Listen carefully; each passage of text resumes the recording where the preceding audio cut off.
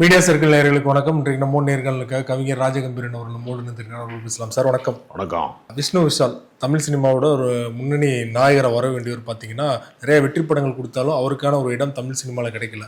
வெண்ணிலா கபடி உள்ள தொடங்கி முண்டாஸ்பட்டி, இன்டர்நெட் நாளை, ராட்சசன் அப்படின்னு பல வெற்றி படங்களை கொடுத்துருக்காரு. சமீபத்தில் கட்டாக்குஸ்தி திரைப்படம் பெரிய அளவு வெற்றி பெற்றது. அதோட பார்ட் 2 வந்து விரைவில் வெளியாக இருக்குது. ஸோ அவரால் ஏன் தமிழ் சினிமாவில் பல வெற்றி படங்கள் கொடுத்தும் பெரிய ஹீரோவாக அடுத்த கட்டத்துக்கு போக முடியல நினைக்கிறீங்க?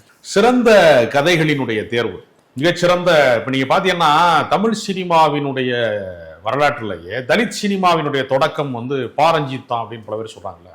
என்னை பொறுத்தவரையில வெண்ணிலா கபடி குழு தான் அதனுடைய தொடக்கம். நீங்க அந்த கபடி விளையாடுறவனுக்கு சாப்பாடு போடுற இடத்துல எல்லாம் என்ன பாரபட்சம் காட்டுறாங்க அப்படிங்கிற மாதிரியான ஒரு சீன்லாம் அதில் வச்சிருப்பாரு.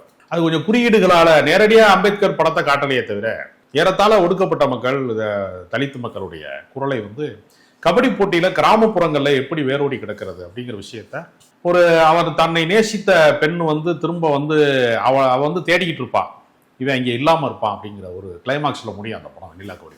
கிட்டத்தட்ட ரொம்ப ஒரு அழுத்தமான ஒரு கதை. நீங்க வந்து காதல் கதையிலேயே நீங்க வந்து ஒரு சோகமான கிளைமாக்ஸ் உள்ள கதைகள் அப்படிங்கிறது எப்பவுமே வந்து காவியத்தன்மை வாய்ந்ததா மாறிடும். எப்பவுமே வந்து நீங்க தேவதாஸ் கதையில இருந்து எந்த கதைகளுக்குள்ள பாத்தீங்கன்னாலும் நம்ம யார் லைஃப்ல மிஸ் பண்றோமோ அதான் வாழ்க்கையினுடைய ஒரு நீங்காத நினைவுகளாக மாறும். அதான் தாஜ்மஹால் உருவான கதையில இருந்து எல்லா விஷயத்திலையுமே அதான் வரலாறு. அந்த இடத்துல இருந்து அடுத்தடுத்த படங்கள் வந்து ஒரு தேர்வு செய்த படங்கள்லாம் நீங்க பாத்தீங்கன்னா, ஒரு பக்கம் வந்து அவர் ஒரு பெரிய விளையாட்டு வீரர், அடிப்படையில வந்து ஒரு கிரிக்கெட் விளையாட்டு வீரர், ஒரு கட்டுமஸ்தான உடல்கட்டோட இயங்கக்கூடிய ஒருத்தர். இன்னொரு பக்கம் நீங்க பாத்தீங்கன்னா அவரால் ஒரு ஆக்ஷன் படங்களுக்கான எல்லா விஷயத்தையுமே ரிஸ்க் எடுத்து பண்ண முடியும். இப்ப நீர்ப்பறவை மாதிரி படங்கள் எல்லாம் நீங்க பாத்தீங்கன்னா கடலுக்குள்ள வந்து ரொம்ப ரிஸ்கான காட்சிகள், அதுல எல்லாம் அவர் ரொம்ப தைரியமா வந்து அவர் ஒரு பயிற்சி பெற்றவரா இருந்தார். நீங்க நீர்ப்பறவை திரைப்பட படப்பிடிப்பு வந்து திருச்செந்தூர் பக்கத்துல இருக்கக்கூடிய மணப்பாடுன்னு சொல்லக்கூடிய ஒரு கிராமத்துல, கடலோர கிராமத்துல நடக்குது. அவங்க படப்பிடிப்பு குழு தங்கி இருந்ததெல்லாம் பாத்தீங்கன்னா திருச்செந்தூர்ல தங்கியிருக்காங்க, பக்கத்து டவுன்ல தங்கியிருக்காங்க. அவர் என்ன செய்வார்னா, மணப்பாடுடைய இடத்துல இருந்து, ஷூட்டிங் ஸ்பாட்ல இருந்து, மக்கள் நடமாடுகிற இடத்துல இருந்து ஊரை விட்டு கொஞ்சம் வெளியில வந்தவுடனே அவரோட காரை அவர் அனுப்பிட்டு மணப்பாடு டு திருச்செந்தூருக்கு ஓடி வருவார். அந்த உடற்பயிற்சிக்காக வேண்டி ஒரு ஓடி வருவார், ரன்னிங்லேயே வருவார். அவரு அந்த ஊர் எல்லையில அந்த கார் வெயிட் பண்ணும்.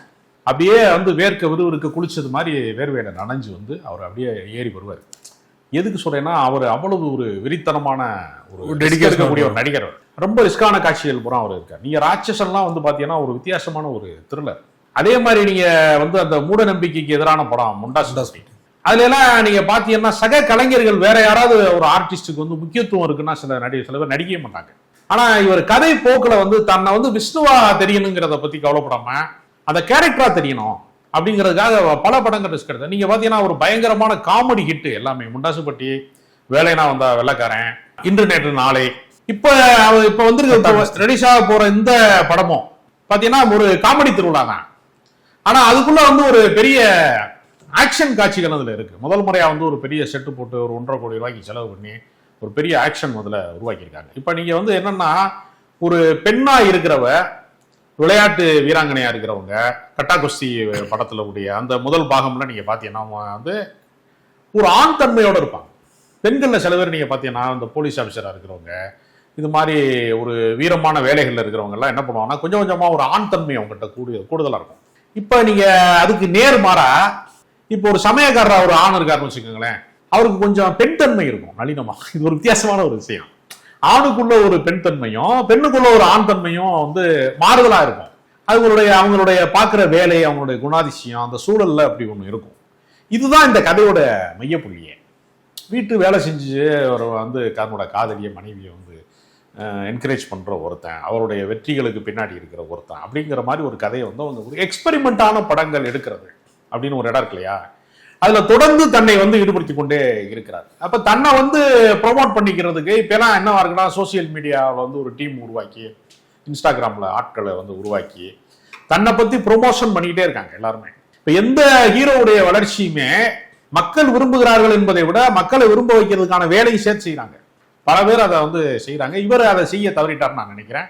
இவரை பொறுத்தவரையில தன்னை முன்னிலைப்படுத்திக் கொள்ளாம ஒரு டைரக்டர் சாய்ஸாவே அவர் தொடர்ந்து இருக்காரு. இப்ப நீங்க ஒரு நல்ல கதையை வந்து நீங்க எடுத்துட்டு போய் யாராவது ஒரு ஹீரோட்ட சொல்லி படம் பண்ணணும் அப்படின்னா தனக்கு இதுல என்ன இருக்கு, தன்னோட கேரக்டர் வந்து என்ன எந்த அளவுக்கு முக்கியத்துவம் வாய்ந்ததா இருக்கு அப்படிங்கறத மட்டும் தான் பார்ப்பாங்க. ஒட்டுமொத்தமா கதை என்னவா இருக்குங்கிறத விடவும் தனக்கு என்ன, தன்னோட கேரக்டர்ல தன்னோட ரோல் வந்து என்னவா இருக்கு அப்படிங்கறத தான் பார்ப்பாங்க. இவர் அப்படி பார்க்கவே இல்லை. மொத்தமா வந்து கதை வந்து மக்களுக்கு என்டர்டெயின்மெண்டா இருக்கா, அது ஒரு மெசேஜ் சொல்லக்கூடியதா இருக்கா. இப்போ நீங்க வந்து சுதா கொங்கராலாம் இன்னைக்கு ஒரு மிகப்பெரிய இயக்குனரா இருக்கிறாங்க, பல வெற்றி படங்கள் எல்லாம் கொடுத்துருக்காங்க. இப்போ கடைசியா பராசக்தி வரைக்கும் அவங்க இயங்கியிருக்காங்க.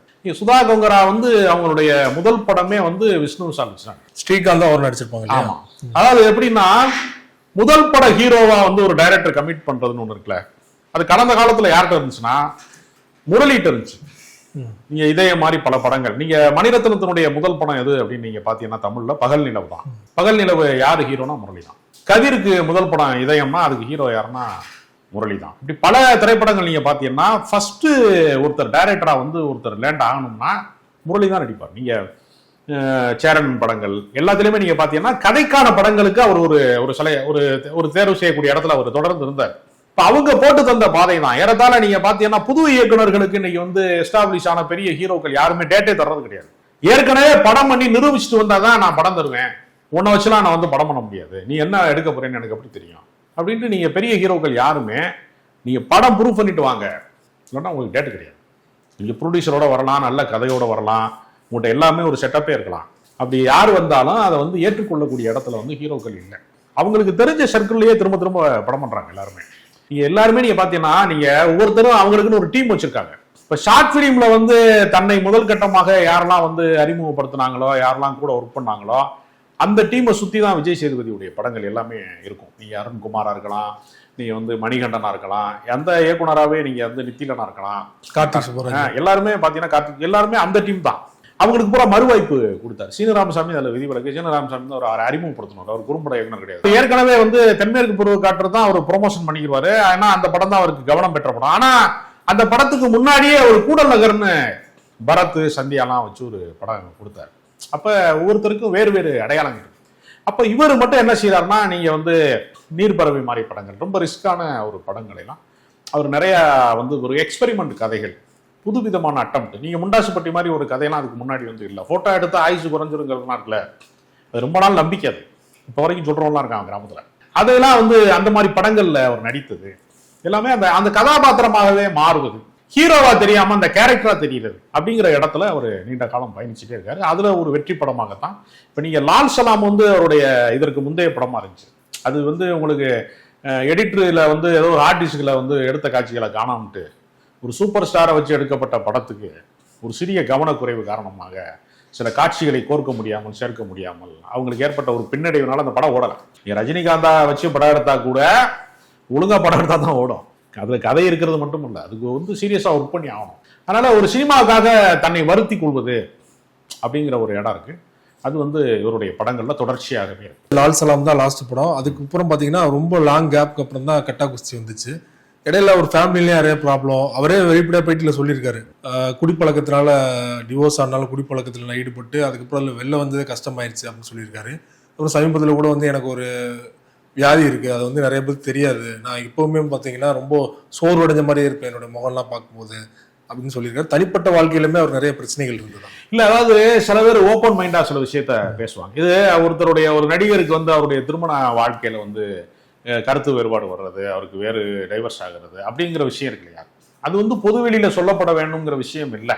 அவர் ஏன் அதை பேசுறாருன்னா, அதை வந்து ஒரு ஆயுதமா ஆக்கி சூரியன் அவருக்கும் பிரச்சனை ஆயிடுச்சு, வரவு செலவுல பிரச்சனை ஆயிடுச்சு, அவர் முதல் மனைவியோட வந்து அவருக்கு வந்து டைவர்ஸ் ஆயிடுச்சு, வந்து அப்ப அந்த வாழ்க்கை குறித்த அந்த மைனஸான விஷயங்கள் இருக்குல்ல, ஒரு ஹீரோவுக்கான இமேஜை வந்து காலி பண்றதுக்கு, டேமேஜ் ஆக்குறதுக்கு சில பேர் முயற்சி பண்ணுவாங்க. அந்த மாதிரி இடத்துக்கு வந்து நம்ம வந்து அந்த வாய்ப்பை தர வேணாம் அப்படிங்கிறக்காக அவரே ஓப்பனா அது எல்லாத்தையுமே பேசிட்டார். எனக்கு வந்து இது வரல, இது வருது, இந்த பிரச்சனை இருக்கு எனக்கு அப்படிங்கிறத ஓப்பனா பேசுறது இருக்குல்ல. தன்னை வந்து மறைத்து கொண்டு வாழ்வது அப்படிங்கிறதுக்கு பதிலாக தன்னை வெளிப்படுத்தி ஓப்பன் மைண்டா பேசிட்டோம்னா அது பிரச்சனை இல்லை அப்படிங்கிற மாதிரி அவரே சொல்லிடுறாரு. அதனால வதந்திகளுக்கோ வேற எதுக்குமே அவர் வாய்ப்பு தர்றதுன்னு நான் குறிப்பா விஜய் அவர்கள் முதல்வராக பொறுப்பேற்றதுக்கு அப்புறமா வெளிப்படையா வந்து பலருமே வந்து விஜயை பிடிக்காட்டினாலும் சரி விஜய்க்கு ஆதரவா நிக்கிறாங்க, விஜயை பாக்குறாங்க, சந்திக்கிறாங்க, விஜயை புகழ்ந்து பேசுறாங்க. விஷ்ணு விஷால் அவர்கள் வந்து சமீபத்தில் கொடுத்த பேட்டியில சொன்ன கருத்து வந்து சர்ச்சையானது. ரஜினிகாந்தே அவர்களா இருந்தாலுமே, ரஜினிகாந்தாவே இருந்தாலுமே அவரே வந்து நான் விஜய்க்கு எதிர்ப்பாளர் கிடையாதுன்னு அவர் வாயில சொல்ல வேண்டிய சுச்சுவேஷன் தான் இப்போ நிகழ்ந்துட்டு இருக்கு அப்படின்னு சொன்னார் இல்லையா. ஸோ அந்த தைரியமா ஒரு பேசின பேச்சு இருக்கு இல்லையா, அதை எப்படி பாக்குறீங்க? இல்ல அதாவது உதயநிதிக்கு அவர் ரொம்ப நெருங்கிய நெருக்கமா நண்பரா இருந்தாரு. ஆனா அவங்கள வச்சுதான் அவங்க வந்து இந்த எஃப்ஐஆர் மாதிரியான படங்கள்லாம் ரிலீஸ் ஆச்சு. அந்த மாதிரியான ஒரு நீண்ட நாள் நட்பு இருக்கு. அவங்க அப்பா வந்து ஒரு ஐபிஎஸ் அதிகாரி. சினிமாவை பொறுத்தவரையில நீங்க யாருடைய மகன் அப்படிங்கறதெல்லாம் வந்து சினிமாவுக்கு வந்து ஒரு தகுதியா மாறாது. ஒரு அறிமுகமாகிறதுக்கு வேணா, ஒரு கான்டாக்ட் லெவலுக்கு வேணா ஒரு உயர் அதிகாரியா இருக்கிறாருங்க, அவருக்கு பின்னணியில வந்து பேக்ரவுண்ட் இருக்குங்கிறதெல்லாம் கொஞ்சம் ஓப்பனுக்கு தான் உதவும், நிலைத்திருப்பதுக்கு உதவாது. ஏன்னா நமக்கு சமீபத்துல மறைந்த இயக்குனர் பாக்கியராஜ் மகன் சாந்தனு, சத்யராஜ் மகன் சிபிராஜ், பாண்டியராஜன் மகன், இப்படி நிறைய வரிசை இருக்கு. பாரதி ராஜா மகன் மனோஜ்ல இருந்து எத்தனையோ பேர் வந்து ஏன் இது விஜய் சேதுபதி மகனை வச்சு ஒரு படம் எடுத்தாங்க, அது ஓடல. அப்ப கருணாஸ் மகன் தான் கடைசியில இட்டு கொடுத்துட்டாரு பெரிய அளவுல. கருணாஸுக்கு கிடைக்காத வாய்ப்பு. அவர் வந்து ஒரு காமெடி நடிகரா, குணசித்திர நடிகராலாம் வெற்றி பெற்று வருவான். ஆனா அவர் ஹீரோவா வந்து கருணாஸ் வந்து பெருசா மைலேஜ் எடுக்க முடியல. ஆனா அவர் மகன் வந்து திடீர்னு வந்து வெற்றி பெறாரு. அப்ப சினிமாவுல வந்து நீங்க எவ்வளவுதான் ரிஸ்க் எடுத்து நீங்க நடிக்கலாம், எவ்வளவுதான் கோடிகளை செலவழித்து நீங்க படம் எடுக்கலாம், வந்து மக்கள் உங்களை ஏற்கணும்ல. மக்களுடைய ரசனைன்னு ஒண்ணு இருக்கிற. கோயில் யாரு வேணாலும் கட்டலாம், குளம் யாரு வேணாலும் வெட்டலாம், சாமி எல்லாத்துக்கும் வராதும்பாங்கல்ல. அது மாதிரி சாமி வந்து இறங்கி ஆடுறது மாதிரி தான். ஒரு மார்க்கெட் ஒருத்தருக்கு வர்றது, அல்லது ஒருத்தர் கவனம் பெறுறது, ஒருத்தர் வெற்றி படத்துல இருக்கிறது. சினிமாவில் வந்து ஒவ்வொரு படிக்கட்டுமே ரொம்ப முக்கியமானது தான். இந்த படம் ஜெயிச்சாதான் அடுத்த படத்துக்கு வந்து அது மூக்கும். அதனால தனக்கு வந்து அப்படி ஒரு ப்ரொமோஷன் வந்து, இப்ப இயக்குனர்கள் வந்து ஒரு ஹீரோவை புகழ்ந்து பேசினாதான் அந்த ஹீரோவுக்கு ப்ரொமோஷன் கிடைக்கும். இவருக்கு அப்படி ஒண்ணு நடக்கவே இல்லை. யாருமே இவரை பத்தி பெருசா வந்து எஸ்டாப்ளிஷ் பண்ணி பேசல. பேசியிருக்கணும் நியாயமா. அதனால அவரே இன்னைக்கு வந்து என்ன ஆயிடுச்சுன்னா, சில பேர் படம் எடுக்கிறாங்க, ப்ரொமோஷன் பண்ணாம விட்டுறாங்க, விளம்பரம் பண்ணாம விட்டுறாங்க, அது கவனம் பெறாம போயிருது. ஆனா அவர் ஓன் ப்ரொடெக்ஷன்ல சிறிய படங்கள், அதை வந்து பெருசா ப்ரொமோஷன் பண்ண முடியாதவங்களுக்கு அவரே அவருடைய பேனர்ல அந்த படத்தை பாதுகாத்து அதை ரிலீஸ் பண்ற வரைக்குமான பொறுப்பை அவர் எடுத்துக்கிறார். அது வந்து ரிஸ்க் எடுக்கிறாரு. அதனால அவர் வந்து ஒரு படம் வந்து ஒரு சேஃப்டியா வந்து ஒரு மினிமம் கேரண்டியான படங்கள், பெரிய தோல்வி படங்கள் அதிகமா இல்லை. அவர் இது வரைக்கும் நடித்த படங்கள்லயே நீங்க பாத்தீங்கன்னா ஒரு 80% மேல சக்சஸ் தான் பண்ணியிருக்காரு. ஒரு 1-2 படங்கள் மிஸ் ஆக தான் செய்யும். எப்பவுமே நம்ம போடுற கணக்கு எல்லாமே 100% வந்து யாருக்குமே படிக்காது. அது 1-2 மிஸ் ஆனாலும் மறுபடியும் வந்து அவர் வெற்றி படங்களின் வழியாக நமக்கு திரும்ப அடையாளம் பெறாரு. அது மாதிரி கட்டாகோசி 2 வந்து ஒரு பெரிய காமெடி திருவிழாவாகவும் ஒரு ஆக்ஷன் கலந்த ஒரு படமாகவும் வந்திருக்கு. ரொம்ப நன்றி விஷ்ணு சல்தரமா பல்வேறு நன்றி.